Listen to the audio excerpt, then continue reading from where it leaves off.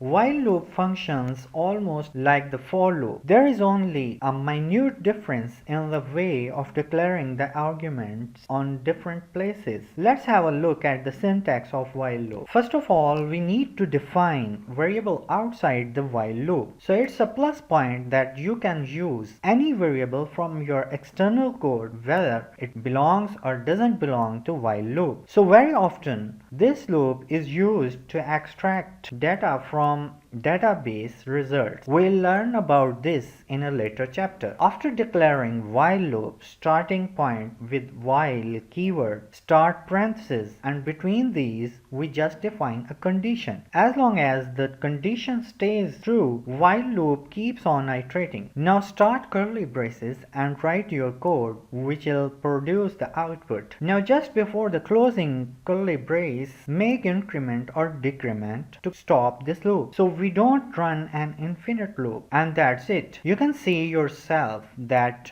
all the arguments are same just like for loop except for the placement. Now let's create a very simple while loop. I'm going to create the same loop as we did before in case of for loop. Also, we shall get the same output from our while loop. Declare a variable x equals to 1, and this is the variable we'll use in our while loop. Now start loop by while keyword, and let's create a comparison statement x less than 6. That is, loop will run till x is less than 6. Just echo the value of x and put br to show each value of x line by line, and at the end let's just increment x by 1 at each iteration to stop the loop. We are done here. Just take a look at the output, and there we go, same output as we had from the for loop. If we echo x now, it's equals to 6.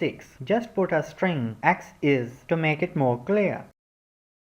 So that's our while loop. Now let's move on to the do while loop. Do while loop is exactly same as while loop with no differences except the execution is before the condition is checked. As it's obvious from its name, do while, like I say, do something before while condition is checked. This loop will take its first iteration no matter whether the condition is true or false. Create same like while loop and reverse its order. Write the keyword do and curly braces and everything we created for while loop, and at the end put while keyword and between parentheses put the condition. We can use x previously defined, but at the point x is equals to 6, so the loop will run once only as we discussed it before, although the condition is false. But let's just comment while loop to keep x value x equals to 1 to use in do while loop. Let's go to the browser and refresh. You can see same output. Now to show you the difference between while and do while, let's make the condition false right from the beginning. Let's